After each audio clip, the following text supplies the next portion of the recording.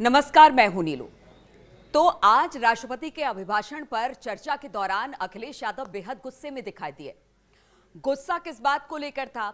अभिभाषण को लेकर चर्चा थी, लेकिन शुरुआत महाकुंभ से हुई। अखिलेश यादव जमकर योगी सरकार और योगी की कार्यप्रणाली पर बरसते दिखाई दिए। महाकुंभ में जो भगदड़ मौनी अमावस्या को लेकर हुई, उसे लेकर अखिलेश यादव ने कहा कि ये सिर्फ महाकुंभ का प्रचार करना जानते हैं, व्यवस्था यहां पर बिल्कुल नहीं है। जिस तरह से भगदड़ मची, यहां पर जो मौतें हुई, अब तक उस मौत के आंकड़े को योगी सरकार ने दिखाया ना बताया, सबके सामने उसे रखना चाहिए। महाकुंभ की व्यवस्था के बारे में स्पष्टीकरण देने के लिए मेरी मांग है, अध्यक्ष महोदय, सर्वदलीय बैठक बुलाई जानी चाहिए। महाकुंभ आपदा प्रबंधन व खोया पाया केंद्र की जिम्मेदारी सेना को दी जाए।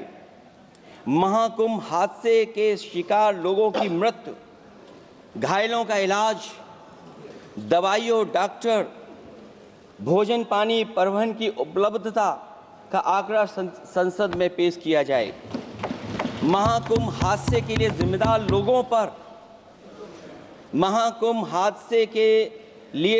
लोगों पर घोर दंडात्मक कार्रवाई हो। जिन्होंने सच छिपाया है उनको दंडित किया जाए।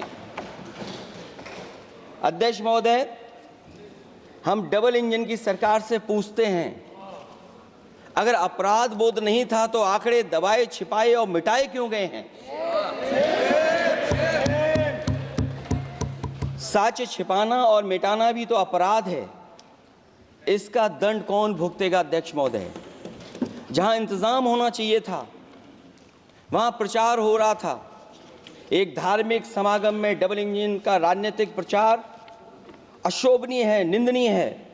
साथ ही उन्होंने कहा कि जो महाकुंभ में लोग मारे गए, उनको लेकर दोनों सदनों में मौन रखा जाए। साथ ही साथ उन्होंने ये भी कहा कि देखिए, योगी सरकार जिस तरह से महाकुंभ को लेकर प्रचार कर रही है, इतनी बड़ी गड़बड़ी हो गई। लोग महाकुंभ में स्नान करने आए थे, लेकिन वो अपने कंधों पर, अपने हाथों में अपने प्रियजनों की लाशें लेकर गए। इसके अलावा उन्होंने कहा कि सबसे बड़ी दिक्कत वहां पर जो मेला प्रशासन में अधिकारी लगे हुए थे, उनको लेकर थी, क्योंकि उन्होंने सही तरीके से व्यवस्था को ना देखा, ना जाना, ना परखा, कुछ भी नहीं किया, जिसकी वजह से ये सारी गड़बड़ी देखने को मिली। उन अधिकारियों को लेकर भी योगी सरकार ने कोई काम नहीं किया, किसी तरह की कोई कार्रवाई उनकी तरफ से नहीं की गई। साथ ही उन्होंने कहा कि देखिए, जो महाकुंभ का आयोजन किया गया है वो सिर्फ प्रचार भर ही सीमित है, व्यवस्थाएं वहां पर बिल्कुल नहीं है। हालांकि देखिए, इससे पहले भी कल हमने रविशंकर प्रसाद को सुना था, उन्होंने कहा था कि महाकुंभ में जो भगदड़ मची उसके पीछे कोई साजिश थी।